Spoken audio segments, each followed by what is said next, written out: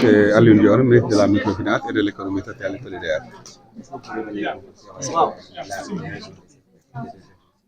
Voilà, l'activité d'aujourd'hui, c'est une activité qui a été conçue par deux institutions, à savoir le ministère de la microfinance et de l'économie sociale et solidaire et l'association des diplômés de l'université Senghor d'Alexandrie.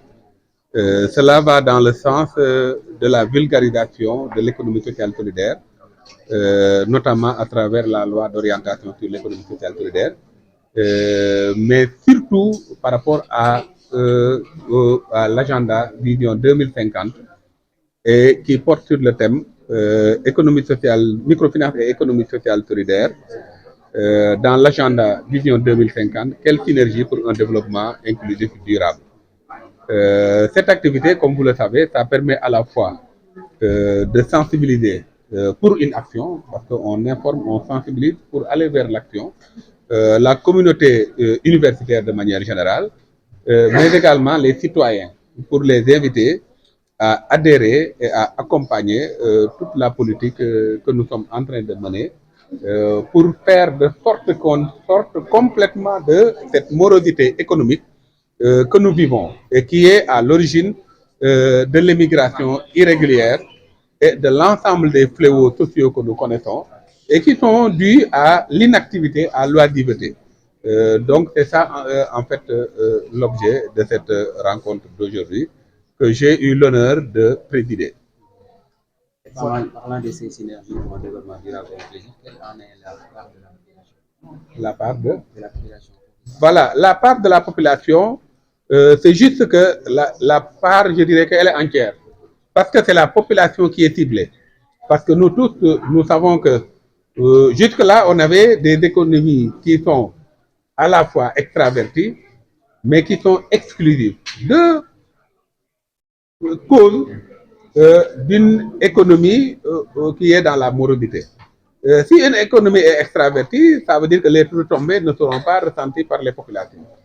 Si une économie est exclusive, ça veut dire qu'il y a des pans entiers des acteurs qui ne sont pas dans le processus de création de richesse. Et c'est ça, en fait, l'initiative même du plan de redressement qui vise à aller très vite vers une résolution de tous ces problèmes, notamment faire de telle sorte qu'on puisse avoir l'ensemble des parties prenantes de l'écosystème dans le développement du Sénégal. Voilà, vous pouvez revenir un peu sur les dynamiques actuelles et futures de la microfinance. Les dynamiques actuelles de la microfinance s'inscrivent, comme je l'ai dit tout à l'heure, dynamique yi ngay wax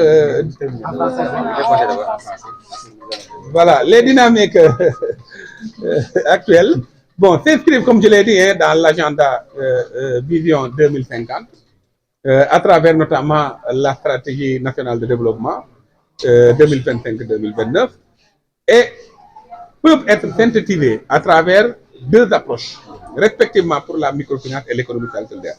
Pour la microfinance, la rupture a été de mettre en œuvre, à travers la stratégie de financement ciblé, le pacte pour l'inclusion financière universelle. Faire de telle sorte que tout le monde, je dirais, quand je dis tout le monde, c'est tous les acteurs qui sont dans la création de richesse, puissent accéder au financement à des taux raisonnables, des taux qui sont acceptables, et que ces acteurs puissent produire et se valoriser à travers le fruit de leur production.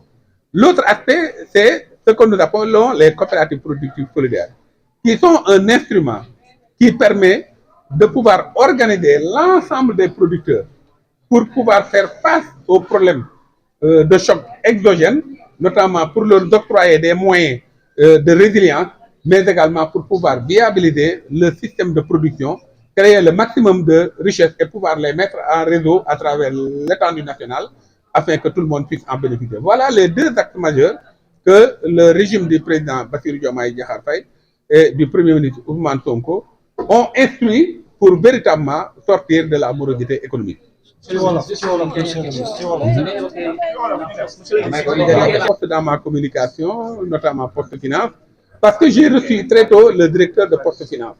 Et dans la stratégie de financement ciblé, et vous savez, au niveau des coopératives productives solidaires, on prévoit de mettre dans chaque coopérative un fonds de mutualisation. En moyenne, ce fonds est prévu dans la tranche de 2 millions à 10 millions. Et cela, en fait, doit avoir un mécanisme d'accompagnement. La Poste, par exemple, si vraiment on avait avant notre venue, si on avait une bonne politique, on n'aurait pas eu besoin de faire recours à un autre instrument parce que la Poste était déjà là. Dans les lieux où on n'a pas, par exemple, d'institution de microfinance, la Poste pourrait relayer. C'est à ce niveau que la Poste est un instrument d'inclusion financière universelle et c'est pourquoi j'ai évoqué cette question. Je suis Moussa Diop, président de l'Association internationale de diplômés de l'Université Senghor, section Sénégal, AIDUS Sénégal. Pouvez-vous revenir sur l'importance de cette rencontre? Oui, cette rencontre est d'une importance capitale parce que l'AIDUS est dans son rôle de créer des échanges, des cadres d'échanges, de discussions autour des thèmes extrêmement importants pour participer au développement économique, social, culturel du Sénégal et de l'Afrique. Ce thème, en fait, qui tourne autour de la microfinance et de l'économie sociale et solidaire dans la stratégie nationale de transformation 2050, quelle synergie pour un développement inclusif et durable vient à son heure. Il n'est pas tout simplement important, mais il est vital. Parce qu'actuellement, tous nous sommes sans savoir que des ménages vivent des difficultés extrêmement importantes au niveau du pays. Il y a des situations qui sont extrêmement difficiles. Il faudrait trouver vraiment des mécanismes pour aider ces ménages-là à faire sortir en fait, de la pauvreté et de la vulnérabilité. Et faire en sorte que chaque ménage puisse être d'abord une unité de production avant d'être une unité de consommation. Et le thème de l'économie sociale et solidaire, à travers la microfinance, nous jugeons que c'était extrêmement important pour permettre à ces ménages-là, à travers les coopératives sociales et solidaires, de bénéficier des instruments mis en place par le ministère pour vraiment en fait, tirer le maximum de ces avantages, de ces en fait, potentialités pour faire sortir, n'est-ce pas, de la pauvreté et de la vulnérabilité. On a l'AIDUS Sénégal voudrait montrer aussi également à travers cette conférence que c'est un creuset de senioriens, de cadres formés pour le développement de l'Afrique. Et aujourd'hui, nous lançons un appel à l'État pour en fait, valoriser davantage les alumni de l'Université Senghor à travers, par exemple, les questions de reclassement. S'il y a des alumni aujourd'hui qui ont ces difficultés, après la formation, qui ne sont pas reclassés dans des corps, n'est-ce pas, qui peuvent les accueillir. Il y a également des questions de mutation.